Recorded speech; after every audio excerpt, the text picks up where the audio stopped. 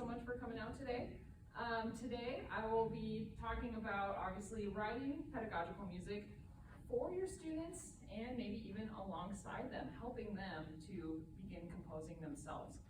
This talk was born out of a couple conversations that I've had this past year. One of them was with the saxophonist, and she was just telling me about how, you know, there's not a lot of pedagogical repertoire out there, and she wanted to introduce her students to more new music, but was just kind of having a hard time finding it out there, since a lot of composers nowadays are writing at the collegiate level or higher. So I thought that was an interesting problem. And then I also went to a piano teachers conference over the summer and got some ideas from there that I'll be sharing with you guys. Just so you know, I'm a pianist, composer. I'm not really a saxophonist. I took like a year of lessons, so I know my basic alto fingerings. And I love the instrument, love how it sounds, and I've kind of just gotten into this world through composition. So my goal at this conference is to, I'm talking today and then again tomorrow at 10.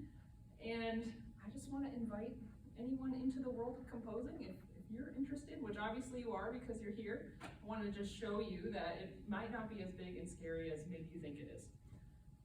So today we'll be just discussing some strategies to bring creativity into your studio. So perhaps you can relate to one of these questions. Maybe you are kind of tired of assigning the same things to your student over and over again. You're tired of the usual method books. Maybe the method books that you've been using and teaching from are just not doing it for you anymore. Or maybe you are sensing that your students are getting kind of bored of their current lesson routine. Some of our students are super creative and they love playing music, but just the traditional ways that we teach in the studio sometimes don't capture their attention, and we can lose them because they're just like bored of playing scales and working through the book all the time. So sometimes we need a more creative approach to engage those kinds of students. Or maybe you're someone who wishes there was more diverse representation in pedagogical repertoire. Well, I believe that you taking a step into composing your own pedagogical music would solve all of these problems. Now, you might be thinking, well, you're a composer. Why don't you write some pedagogical music? Like, you know, you could help solve the problem. Maybe someday I'll get into that, but I want to argue that actually you as a saxophone teacher are super qualified to do this. You're the most aware of your students' needs. You're the most dedicated to your students' success. And I believe that's really what qualifies you to be the best fit to write music that will really make them shine and enhance their growth and take them to that next level that you want to help them achieve. So just imagine, even though there's like 5 of us in the room, if each of us wrote one pedagogical piece for one person every year for 5 years, then we'd have 25 new pieces for a young saxophonist, just like that, without that much effort. So I really believe that if everyone just took a little bit of ownership of, hey, I'm gonna solve this problem for this one student, I think it could have a really powerful domino effect of creating more of the repertoire that we want to see in the realm of saxophone. So today I'll be talking about 3 different approaches for incorporating composition into your studio practice. And they kind of are increasingly intense, if you will. The first method requires very, very little familiarity, even with notation. And then all the way to number 3, that will require a little bit more compositional know-how on your part, but I could definitely see a path where you as a teacher progress from 1 to 2 to 3, growing your confidence, creating music, and bring your students along the ride with you. So the first method we'll talk about is how to manipulate what's on the sheet music stand in front of you. So picture this, that, you know, your student just learned how to play Row, Row, Row Your Boat or something, or a very, very beginner student. There's a way that you could actually take a very simple piece of music and use it to accomplish your personal teaching goals. And the way that you do that is through something called variation. Variation is an essential skill that composers have to have, right? Beethoven wrote some really cool themes, but if he didn't have a skill of making variations on those themes, he wouldn't be able to expand that material to last for an entire symphony or a string quartet, right? So variation is how we develop our ideas into something larger. So you can already be practicing this essential skill of a composer without really feeling like a composer. And I would wager that if you're coaching your students how to practice, you're probably already utilizing variation very heavily. One of my favorite ways to practice piano scales is I change the rhythm. I go da da da da da da da, and then da da da da da da da, and that helps build finger strength, right? So as teachers, if you're a boring teacher, you just make your student play the piece over and over and over again, right? But if you're engaging with them, if you're finding out what's wrong and trying to coach a new musicality out of them, you're probably encouraging them to change what's on the page a little bit. Maybe it's different rhythms, maybe it's different articulations, like in choir in college, sometimes the teacher would have us sing everything staccato so we could tell exactly that we were rhythmically precise. So all these little things, or maybe your student is just playing the same dynamic all the time, so you tell them, play all the mezzo fortes fortissimo and play all the mezzo pianos pianissimo, and that's how you get a musical result. So all of these examples are just ways that you are temporarily changing what's on the page to create a different musical result. And you could utilize those same exact techniques to create something that feels new with what's already written in front of you. So in this way, any piece, even the pieces that your student put away 2 months ago, they can become new pedagogical pieces that serve whatever practice, whatever teaching goals you have. Another question you could ask yourself if you're tired of what you've been teaching is, what specifically is making that song boring to you? Is it the chord progression underneath is really boring? Is it just really predictable phrases? Is it just a little too tonal? What would happen if we made like all of the F's sharp? Like, what would that sound like? Or what if we changed the articulation or swung the rhythm a little bit? Just engage playfully with the music that's in front of you and see what could become of it. So as you're manipulating the music that's already in front of you, you can choose to notate a new arrangement, kind of copy out the music and make whatever changes and put that copy in front of your student and see what they think. Or you could sit with your student and create a list of parameters for them to follow and give them fun titles. So I'll get into more of what that could look like on the next slide. So here are some strategies for how you could involve your student in manipulating the music that they've already been learning. Take some time to make a list together of a musical toolbox. Talk about what are all the things that we can control as musicians, right? Register, articulation, dynamics, tempo. There's a lot of aspects of sound that we as musicians have control over, and it's fun to ask your student and engage with them, what are all the things that we could possibly change? Oh, okay.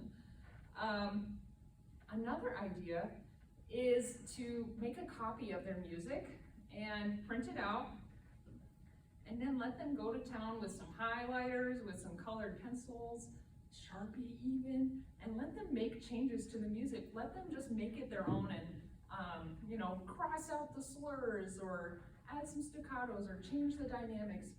Another way you could do it is put it in a sheet protector and have them take an Expo marker, so every time that they look at the piece with you, they could do something completely different. They're just making little tweaks to the music that they're already playing. But what's cool is it will have this effect of them really paying attention to the markings on the page, right? Like, how much of our lesson time do we spend saying, please play the dynamics, or like, please follow the markings, it's right there. But if you're engaging with them and they're being the composers of, oh, I wanted to do this, I wanted to do this, that's gonna really heighten their ability to pay attention to what's on the page because it's their decision making. This QR code links to a page that I made for this conference, and I've just posted some different resources on there. It's gonna come back a couple times too, so if you miss it, it'll be okay. But I made this little variation card game, and it's just a fun way to like randomize what you could do with the music. So there's some cards that, you know, this one adds an octave, like play this passage an octave higher, or add some trills to it, or change the dynamic, or change the articulation. So you can print those cards out and just pull them out whenever you want to spice up the lesson a little bit. If they're not feeling it, just make a game out of it and see what kind of creative decisions come out of it. Another option you could do with a piece, let's say that they just finished learning it, but you want to milk a little bit more pedagogical goals out of that music. You could introduce creating a set of theme and variations. So obviously what they just learned, that would be the theme. But where I teach piano, we do this project with our students who just finished book 4, so they're like 2 years into piano, and they learned this piece called Honeybee March, and it's very cute. But kind of their first foray into composing is we tell them, okay, well, what if this piece wasn't about a honeybee anymore? What if it was a lion march? Or what if it was a butterfly march? So have your student come up with a creative title. What if this piece was about this instead? As a sort of extra musical inspiration. Then have them make a list of, okay, if this is a lion march, what sort of musical element should it have? This goes back to our toolbox, right? Should it be low in the saxophone, or should it be up high? Should it be legato or staccato? Should it be accented or tenuto? Should it be faster or slower? So there's very, honestly, a lot of binary choices that you can guide your student through.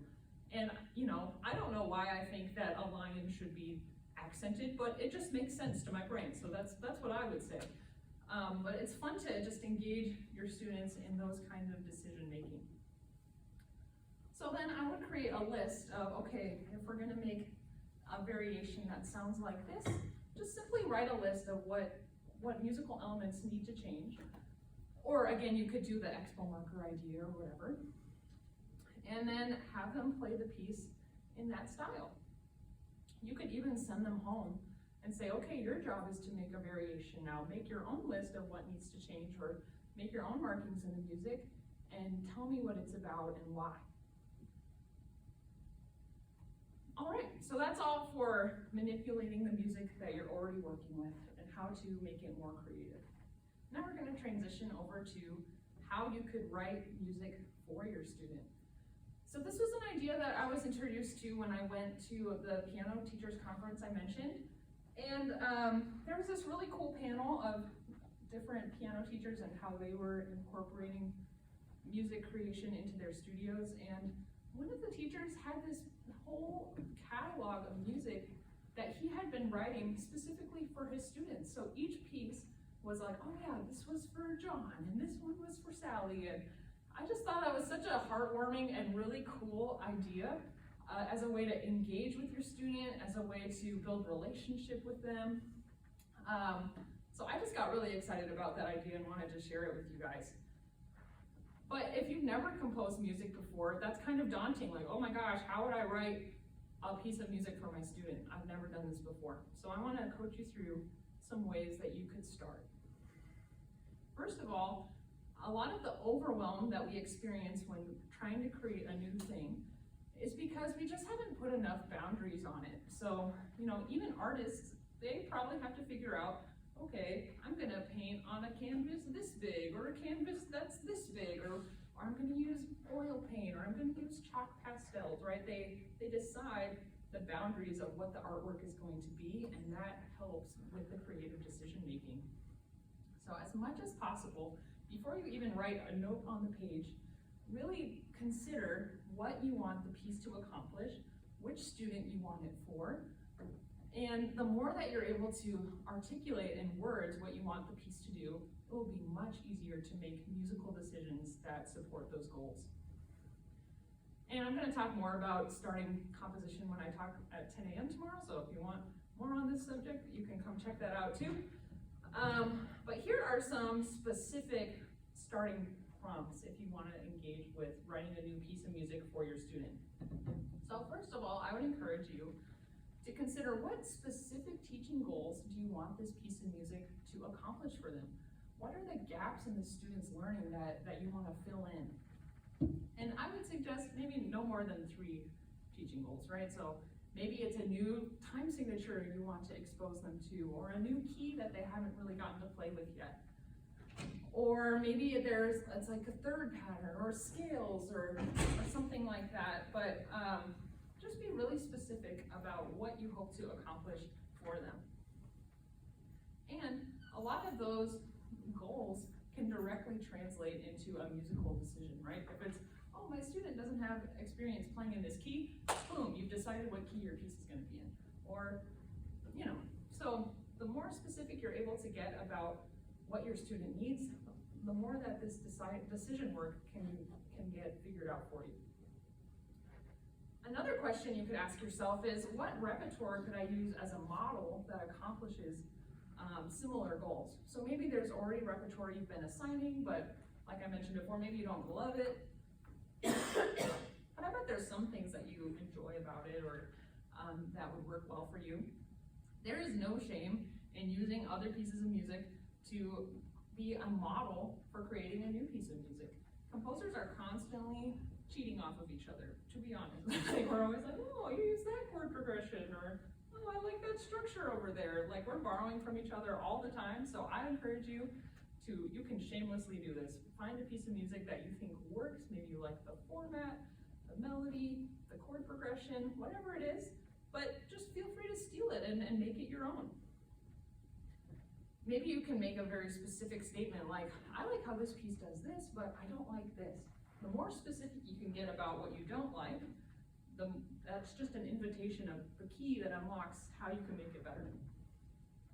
You could also consider what your student is currently enjoying listening to or playing. If you're not already talking to your student about what they're listening to, it's a fun conversation to have. You get to learn a lot about what they're like, and what are they listening to in the car, or whatever. And so even finding ways to connect with them that way is really special. Or maybe there's specific elements of the pieces that they've been playing that you feel like they do really well, or you know that they had a fun time with that piece because the music did X, Y, or Z. Okay, so that's all about starting. So now, by this point, you should have a pretty clearly articulated idea of what you want the piece to do. So then, how does that, English sentences, how does that translate into musical notes? Well, I want to encourage you to generate your musical ideas first, and then figure out how they're going to fit together later. I've been composing for a long time, and I can tell you that the thing that gets you stuck in the mud really quickly is trying to compose linearly, like trying to bulldoze your way through, like, I have to know exactly what's next before I can go on. But I found a lot of freedom in just, oh, here's an idea, and here's an idea, and here's an idea. It's a lot like just putting a bunch of Lego bricks on the floor, and just like, oh, cool, here's some ideas, and then you can figure out how they fit together later. So generate patterns that capture the skills you want to accomplish. So remember, we made that list of the teaching goals that you want to make. So translate that into little, 4 to 5 note patterns. What's a tiny little figure that would capture the goals that you have for your student? Is it third passages descending? Is it a scale that goes up? Is it a passage that is right around the break? Then you'll take those patterns and generate some variations on them. So what would happen if you turned it upside down, or transposed it, or made the rhythm twice as long? And again, you could use this very fancy variation card deck on yourself to just take the little patterns that you generate and just generate even more material from even just a tiny little bit of music. You could also borrow a bass line or a chord progression from a piece that you enjoy, because a nice thing about lifting harmony from another piece of music is it's already kind of got the structure baked in of like how the phrases go. So if you're worried about like, oh, I don't know if my structure is going to make sense, you could just, again, borrow from someone else, put something on. It's a lot like a jazz solo, right? Where you just are putting your own material on top of something. And that's a great way to make sure that your structure will make sense. Then I would encourage you to type it into some sort of notation software. How many of you are comfortable with some form of notation software right now? Awesome. All at once, say what you're using. MuseScore. Oh, a lot of MuseScore out there, okay. Okay, well, I have nothing against MuseScore, well I do, but that's okay. I love that MuseScore has just created this community of let's make music and let's just share it with each other. I love that. I will just say, I started on Finale, then I went to Sibelius, and now I'm on Dorico, and it's really worth the switch. There's a free version that you can write up for up to 2 instruments, so that's perfect if you're writing solos or something with piano. It's got an iPad version, which is super accessible for young students to play around with. So I'm a hardcore Dorico fan now, and I hate switching notation softwares. Like, I've done it twice, and it's so annoying. But if you haven't gotten too deeply baked into the MuseScore world, or if you're looking to make another step into making your music look a little more professional, Dorico will do that for you automatically. So that is my quick plug, not sponsored, just from experience. But again, what matters is that you're using a tool that you feel comfortable with. So whatever will give you the least amount of friction in your creative process, go with that. Okay, so this is kind of illustrating what I was just mentioning, where just start with a tiny little pattern that accomplishes your goals. As you generate variations, you'll create more patterns that are similar, and you can start stitching them together. Little patterns become a phrase, which can be, 2 to 4 measures. And then you can stitch phrases together, and those become phrase groups. And then by the time you're at a phrase group, that's like 8 to 16 measures. You stick a couple of those together, boom, you have a section. Maybe you want 2 sections or 3 sections, but it really just scaffolds really nicely it really is like little Lego bricks that you're putting together. So the more that you're able to distill the composition process in your mind to like, I'm just doing this tiny little task, I'm just putting these 2 Lego bricks together, it becomes a lot less overwhelming. If you're just looking at a blank page of like, oh my gosh, I have to write something, then your brain is not going to be able to work for you. But if you're just giving yourself tiny little tasks, I promise it will grow into a composition before you know it. Okay, other logistics when you're writing a piece for your student, I would highly encourage you to ask for their input as you're writing it. Show them your ideas, show them the little patterns you're making, and ask what they think about it. I think that your students will really appreciate being invited into something, especially if it's kind of vulnerable for you. It's exciting for them to see something being built from the ground up. I'd also encourage you to let your student give it a title. Maybe they are into artwork and drawing and they can make cover art for it, but ask your student what those ideas remind them of and give them that honor of giving you the title. I would also recommend giving yourself a reasonable deadline for that project. Maybe it's a month, maybe it's 2 months, but they can just be helpful, just so that you try it, Deadlines are a really good antidote to if you're the kind of perfectionist who's like, I'm not going to show this to anybody until I know that it's perfect. Sometimes you just need to finish it, and that's good enough, and it will be better in the next piece. And I just want to stress that you choosing to do this hard thing of I'm going to write a piece of music for my student is a really priceless gift that you're offering to them, and will definitely create more connection with them, and inspire their own growth and risk-taking. Then I would suggest finding a way to premiere the new work. Maybe you record them performing it and post it on your own social media page, or you have them play it at their next recital. But just find some way to bring the piece full circle. Or I mentioned them drawing a cover art. Maybe you could print out like a nice published version of the composition so that they can treasure it forever. And you could autograph it too. You'd be so famous. Okay, so that is composing for your student. So we've talked about how to manipulate what's on the stand already, how to write something for your student, and finally we're going to talk about composing with your student. That is coaching your student to write their own piece of music. This is a lot of what I do on the regular with young piano students. So this is more my wheelhouse, so If you have questions about it, I'd be happy to answer them. I highly recommend, especially with younger students and even older students, this has been really helpful for my personal composition practice, but decide on a non-musical inspiration starting point. Sometimes when we're only baked in like music, there's no like feedback. It's honestly kind of a feedback loop over here of, it just gets hard to answer the question of, is this good? When it's just musical material. But if you have a non-musical inspiration, like, I want this piece to sound like orange juice. I don't know what that means, but now you have this reference point all the way over here, and as you're composing the piece, you can ask yourself a very specific question of, does this piece sound like orange juice or not, right? And that gives you more of a sense of like, okay, is this tracking? Is this idea supporting my inspiration or not? So one inspiration point, you could have the student start with the title first, or tell it, what's a book that you've been reading or a new movie that you just watched that you're feeling inspired by. This can generate more exciting conversations of getting to know them. And I've just compiled some inspiration resources. Again, they're at the QR code that was earlier in the presentation. That's going to come back later. But there is like a list of words that you can pick from. I also have,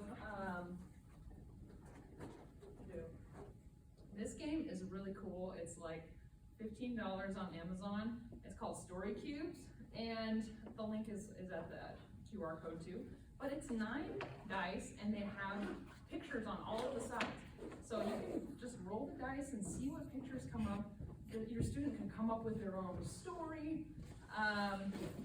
But it can be just a really fun, even like improvisational prompt of, okay, we're gonna make an improvisation that sounds like a shooting star. You can talk about what specific musical decisions could contribute to that. So I highly recommend this if you want to kind of imaginatively engage with inspiring your student. And again, the variation cards, which we've already talked about. After you talk about this non-musical inspiration, decide specifically what musical elements that the piece of music is going to have to contain to support that. So, okay, I'm writing a piece about orange juice. What do you guys think? Is it going to be high on the saxophone or low or somewhere in the middle? I'm going to go with high. I don't know, it just makes it feel more sour, I guess. Is it going to be legato or staccato generally? I would say legato. Is it going to be, like a ballad, or is it going to be more upbeat? Upbeat. I would say upbeat. Yeah, right. Like, there's no right answer to this, but there is an answer, right? So you can distill something very abstract into very concrete musical decisions. So yeah, decide what musical elements you need to capture that idea. Encourage your student to come up with little patterns they like that captures that idea, similar to how you would go about writing your own piece. Now you're just coaching the student to do the same thing. All right. Now, when you're writing a piece of music with your student, you can still take, your teacher authority in this situation of, you can still try to coach your student to accomplish certain teaching goals along the way. Like you could just give your student some parameters for your piece. Like, this piece has to, be based on the E-flat major scale or something like that. If that's something that they're learning right now, you could give them that parameter. Or, this piece has to include some altissimo notes. Things like that can actually be really helpful. You're kind of setting the box for your student to play in. And if this is going to be a longer project, which my experience tells me it usually takes a couple months to facilitate writing a piece of music with your student, consider how you might incorporate multiple learning goals as you go along. Like maybe when you're starting the piece, you're talking about E-flat major scales, but maybe 2 months from now, you're on to G minor or whatever, and okay, now this section should incorporate that into it. As you're assigning assignments to your student to compose during the week, I would encourage you to make it really specific what they should do so that they don't go home feeling overwhelmed and like, I didn't know what to do. So I just included an example of, I want you to make 8 measures of blah, blah, blah, blah, blah, so that way they have, it should be something that you can conceive of yourself being able to do in like 5 minutes. That should be like the goal for them. That's the perfect assignment size for a week for them. More logistics about composing with your student. Make sure that they have a clear sense of pulse when they're playing their ideas for you. That really translates into being able to notate the music that they're writing. If they're not able to really play with a metronome solidly yet, it's going to be really hard for you to have that conversation of how to write it down. So you want to be able to work with someone who is going to be able to play something over and over again, have a consistent result, so that you know that they know how they want the piece to sound. So depending on their ability level, you can ask them to either record themselves, remember, or write it down, whichever format gives them the most confidence. So we live in a world of phones now. Everybody's got an app on their phone that can make an audio recording or a video recording. So that could be something that you ask them to bring in every single week. Hey, bring in a recording of you doing X. Or, this is the riskiest one, but some students' brains are wired this way. I have a student who, he just comes in with entire compositions every week that he just remembers because he's just like, that's how his brain works. So I was like, wow, okay, great. That's not gonna be most students, but for most of them, you're gonna say, record your idea or write it down. And this could even be like the most rudimentary notation system ever. Like, it could just be them writing letter names that like are closer together and farther apart, just whatever makes sense to them. The goal of them writing something down is just to jog their own memory of what they need. So don't stress with them that they have to have perfect notational abilities. Just encourage them that notation is something that helps them remember their idea.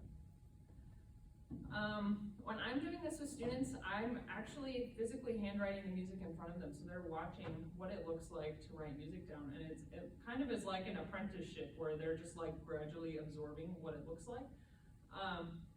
But you could also, set up your 2 pages of a manuscript notebook and you're writing on this side, and you could send them home and say, okay, this week I want you to copy down what I wrote so that they still get practice with notating music.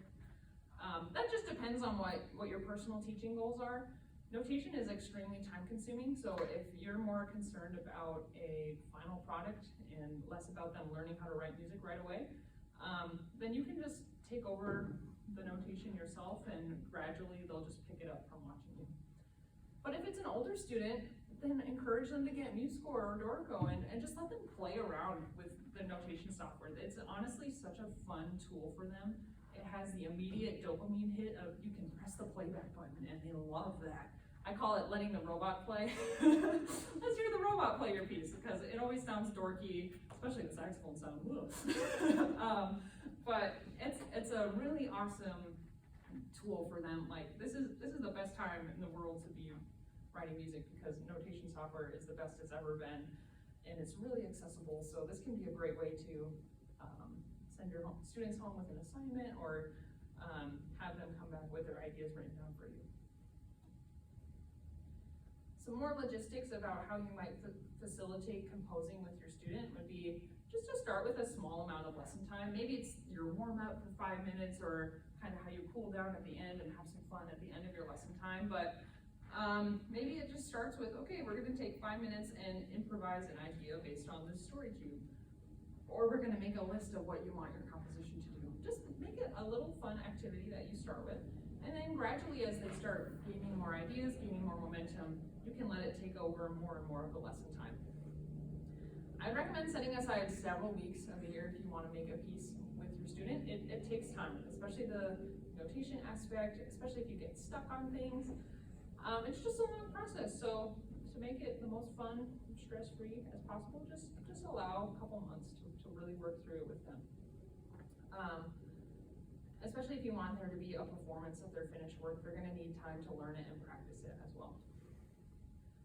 I would recommend doing this if there's a time of the year where you know your student really isn't going to practice anyways, like, oh, it's final season, or you know, it's standardized test season, or it's summer break and I'm only gonna see my student a couple times in the next 2 months. This can be a great way to still engage with them in a new, creative way. But, you know, you're not losing lesson time. You're not just like, why didn't you practice? You're engaging them in another way and getting them excited about music. You could even try this as a week-long summer camp. You know, you could have like a 2-hour slot every couple days for a week, and kind of rotate around. Send your students away to come up with ideas on their own, and then you're just going through students one by one and coaching them through with how they can make a piece together. And again, I would encourage you to have them make a title page or artwork for their finished piece so it feels like it's published at the end. So today we've been talking mostly about how you can facilitate composing with one student, but here's just a couple ideas if you are like a band teacher or you're doing more classroom instruction.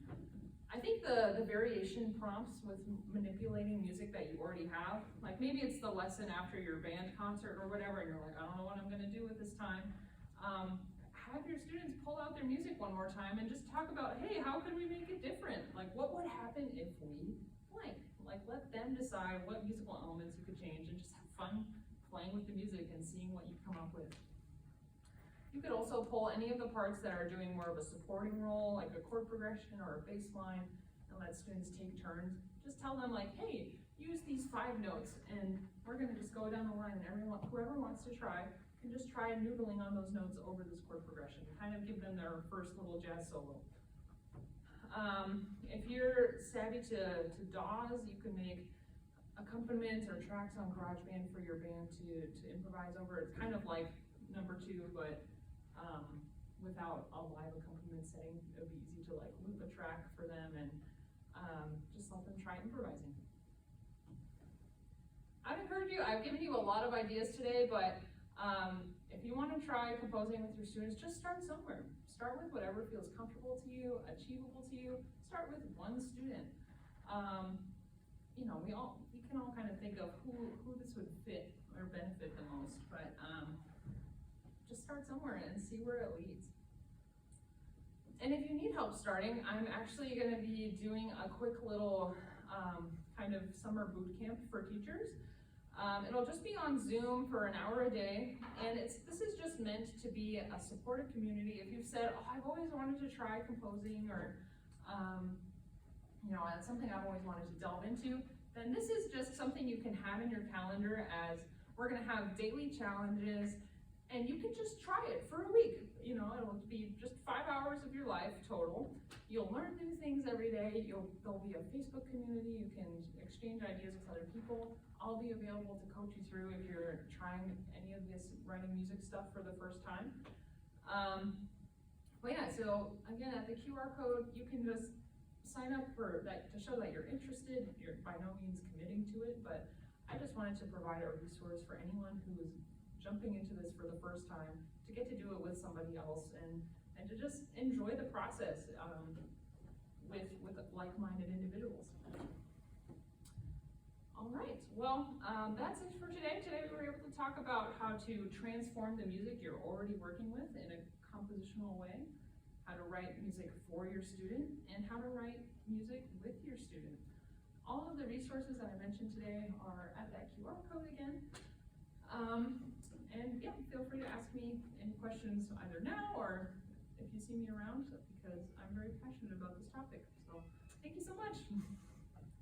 Thank you.